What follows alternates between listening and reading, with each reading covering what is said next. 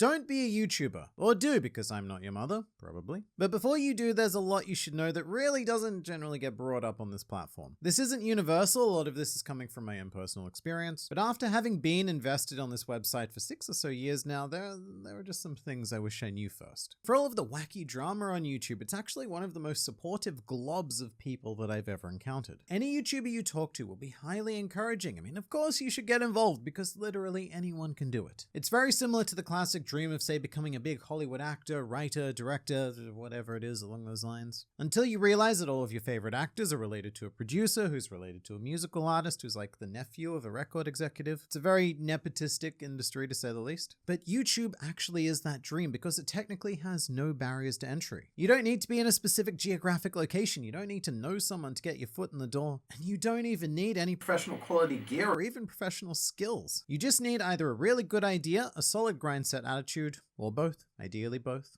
I honestly believe it is the most equal opportunity platform to have ever existed in human history. And the reason why I compared it to a classical Hollywood dream is because that dream is dead. A survey in 2017 found that 34% of all kids wanted to become YouTubers as a career. Meanwhile, a much more recent survey in 2022 saw that number skyrocket to an astonishing 75%, with around 30% of them specifically gearing themselves towards becoming vloggers. For a career that didn't even exist a decade ago, that is pretty damn wild. And I very much blame, or maybe not blame, but I attribute a huge part of that to what I said before. Just how encouraging YouTubers are that anyone can do this. But that's not really the whole story, and a whole ton of tips that you hear from people like, well, I guess me, tend to be coated with a healthy slathering of survivor bias, which is the tendency to concentrate on those who made it rather than those who did not. And I think that's understandable because those that did try and fail don't actually have a voice on this platform, which makes it real difficult to get their perspective. For example, my flagship channel just hit over 1 million subscribers, which is actually not as rare as you may think. In 2022, it's estimated that somewhere between 25 to 30,000 channels have over 1 million subscribers. However, when you put that into perspective, YouTube also estimates that there are roughly 37 million channels on the platform. Not users, not viewers, just channels. Channels that are actually producing content. Which puts channels like mine in like the top 0.08%. And I don't say that to just statistically jerk myself off on camera. I mean, to be fair though, that ratio is pretty hot. But I say it more to highlight just how many unheard voices there really are. Despite being the most equal opportunity platform in human history, the odds are still pretty astronomically stacked against you if you want to make YouTube a career. And I think the vast majority of people fail for one very simple reason. The most common factor I see with successful channels is pure obsession. You need to live and breathe your content. For example,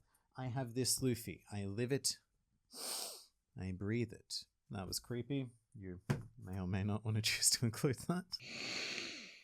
But whether it's anime, history, gaming, science, finance, beauty, like whatever, it honestly doesn't matter what the content is, as much as it matters that you are absolutely obsessed with it. It could even be video making itself. Like, you might not be obsessed with the topic you're making a video on, but you're obsessed with the process of making the actual video. That's perfectly valid. The reason why you need to be obsessed though is because the bad times of video making are going to heavily outweigh the good times. For example, to make a Grand Line review video, I have to write a roughly 2,500 word script. And not only that, but I need to do that 4 days a week for that channel alone. Add a New World review and Dude in a Room, which I'm doing right now, then that means I'm writing at least one whole essay per day. And that gets hard. Often I just want to do anything else that isn't writing. But this is where obsession carries you pretty hard. Because I'm so arguably unnaturally invested in what I'm talking about, that passion outweighs the grind. And you can apply that to any part of the process. Like, say, editing. What you guys see on screen is like a fun 3-second effect. But what you don't see is like the hour and a bit that it took me to research and implement that effect while tearing my hair out in frustration until it actually works. If I wasn't obsessed with what I was talking about, I would have quit a long time ago. So on the bright side, YouTube is one career where having a crippling and potentially socially awkward obsession can really pay off. But if you just like something, or even worse, if you just like the idea of being a YouTuber, then you are almost certainly going to fail. And even if you do succeed, there is a price to success. And by far the biggest price is time. Making even the simplest of videos when you're inexperienced takes a long time. However long you're thinking, triple it, quadruple it, maybe even do the other one, the one that's even more, the 5, I don't know what it is, quintuple? Do that, or maybe even more. And then when you do know how to make videos, you start getting more ambitious, which just adds more time. And the people at the very top do have a much healthier work-life balance because they can afford to hire employees, which frees up time for some sort of social life. But that's not the vast majority of YouTubers. That's not even me. And for those of you who are just beginning, it is going to be years and years on this journey before you can even think of the concept of hiring someone, which means that all of that time being put into the channel is just yours. And so if YouTube is your hobby, then sure, that's fine. You can afford to chuck in a little bit of time here and not a lot of time there. But if you have ideas of becoming more serious than that, then honestly, you should probably be prepared to just write off your social life. To be clear, I'm not saying that you should do that. I'm saying that it's a bit of an inevitable cost, especially when you're just starting, because you'll probably already have a full-time job to support all of the living that I hear you like to do. So when you get home from work, you won't have time to do anything that you want to because you will need to be making videos. And on weekends, mate, that is prime video making time. If you're not using those, then you're probably not posting videos, because to post videos, you need to make videos, and to make videos, you need to use the time to make them. It's a lot. And again, even the really simple ones take a long time to make. For example, it can take anywhere from 12 to 24 hours to make a standard Grand Line review video. That includes research, writing, recording, editing, thumbnail making, and whatever other production needs pop up. And that time cost is after having streamlined the process to what I think is currently its most efficient. It also doesn't necessarily get better when you do get to hire staff, like say editors. I have 2 editors for Grand Line Review who edit half the videos whilst I edit the other half. And I can't count the amount of times I've run into a situation where I've been invited out, because that happens sometimes for some reason. But I can't go, because if I do go out, it means I won't have the time to have a project ready for one of my editors. So what am I meant to say in that situation? Sorry, Mr. Editor, but you're not getting paid this week because I wanted to have a fun night out. Or alternatively, I pay them regardless because it was my fault for not being prepared in time, and that night out ends up just costing me a disgusting amount. And I actually think that Mr. Beast is a great example to bring up here. I often sing his praises for just having taken control of this platform with increasingly brilliant ideas, but that guy has no life outside of video making. He lives in his studio and just spends 24/7 working. The 10 minutes of video that he releases every month or so is the result of weeks and months of just non-stop obsessive work. And if that's not a lifestyle that appeals to you, then maybe aiming to be a YouTuber isn't the greatest of ideas. Because every bit of sweet success you taste is going to make you more and more willing to give that much more of your life away. And that's to say nothing of the literal years of time investment that you may need to put in before anything starts paying off. I mention this a lot, but it's never been more relevant than it is now. I was making videos for 3 years before I saw a single cent. Not that everything is about money, but look, eventually you do need to find a way to sustain your obsessive activities. And continuing along the lines of obsession, one thing you need to know is that YouTube is a platform designed to get you addicted to success. As a creator, I often feel like a dog being fed a delicious treat by YouTube every time I perform the trick it is they want to see. I mean, within the creator dashboard, they reward you with literal fireworks when one of your videos performs amazingly, which of course leads to more views, more growth, more revenue, and it's all very addictive. And that only makes me more willing to invest time into it because I need that hit, you know? But it also has a very harsh come down, because when you do perform badly, not only does YouTube not reward you, but it actively punishes you. Every time I have a low performing video, I feel like, my career is over. It makes it really difficult to do things like say sleep, which I've heard is pretty important. And it also makes me really adverse to taking risks in terms of video content. I know what my YouTube audience wants, so I give it to them, and I tend to avoid passion projects that could harm or even sink the channel. But again, this is where obsession comes in clutch. I am so obsessed with One Piece that I am happy to talk about anything. It really doesn't matter because this is my favorite thing. And if I didn't have that acute obsession, I think always having to min-max content could be quite soul-destroying. And that's before you bring up the idea of putting yourself out there publicly. Because something you should be prepared for is the fact that some people are just going to hate you. Sometimes there's a decent reason for this, and there's some constructive criticism that you can take on board. But most of the time, it's just going to be people saying they hate your face or your voice or anything, literally anything, whatever you can see, whatever you can hear. Someone hates it. Legitimately, whatever you put out there, someone is going to have a reaction of visceral disgust to. All of which is to say that if you're particularly sensitive, either prepare yourself for this or maybe rethink the idea of being a YouTuber altogether, because it's very exposing and it could destroy you. You know, I was once actually sent a death threat because of my opinions on comic book pirates. Good times.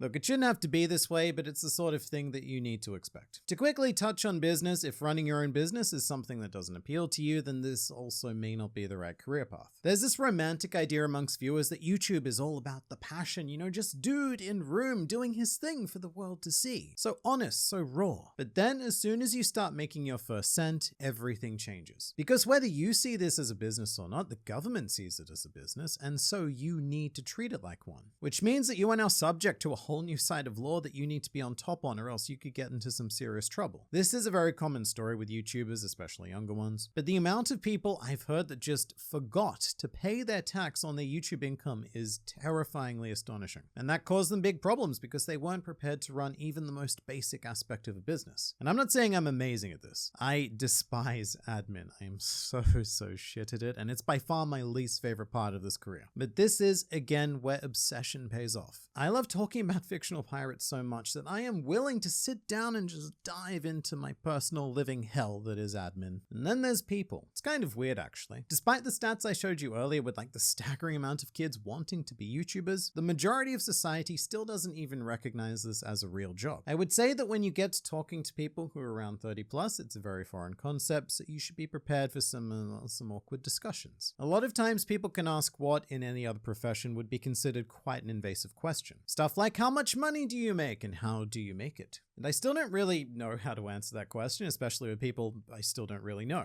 I tend to find that people fall into one of two camps when they discover that I'm a YouTuber. Either it's, holy crap, that's amazing, this sort of putting you up on a pedestal and worshipping the idea thing, which comes with a lot of its own problems. Or there's the other way, which is to be completely dismissive of everything you do. Because to them, it probably just sounds like you've said, I play with Lego on my bedroom floor for a living. And here's a good example from my real life. So I still do some theater work from time to time, and it's well past the point where I can keep my actual career a secret. As a result, it often does come up in conversation because, it's a fun novelty profession. So one time I was in between shows chatting with the group, and the question came up of, what would you do if you could no longer do YouTube? Which is a great question, actually, one that I ask myself every time a video performs poorly. But before I could answer, another slightly older member of the company interjected and said, well, he'd have to actually work. Which elicited a big group laugh that I just had to go along with. It was either that or get very confrontational. Because I very rarely get angry in real life, but this was one of those situations where I really could have gone off. Because it was a joke, yeah, but there's always truth in jokes. And I could tell that from her perspective, I don't work. I just sort of fuck around all day and somehow make money doing it. While she has real work to do, like a job that makes you get up in the morning and go to a place to do a task. And that's how you make a real living. And that's the sort of thing you'll have to deal with. People not considering what you do a quote real job. I don't know, you don't carry bricks or you don't enter numbers into a spreadsheet. I don't know. I don't know what a real job is anymore. I just fuck around all day and somehow make a living whilst doing it. You know what? Leave a comment in the comment place if you have a real job and tell me what it is. I'm legitimately interested. But in conclusion, unless you have a crippling obsession with something, maybe rethink the whole YouTube thing. Because it will cost you time, it will cost you mentally, and it will cost you socially. I don't care how good you think you are at balancing a work life, it is going to cost you. And you could spend years paying all of those costs, all for the insanely low chance of actually breaking through. And these are things no one tells you because all of the advice you hear is from the 0.1% of people who actually made it. But also, if you want to do it, go for it. Do it now. Because this is still a very unique opportunity, but maybe keep these things in mind before, during, and after you decide to invest years and years of your life into it.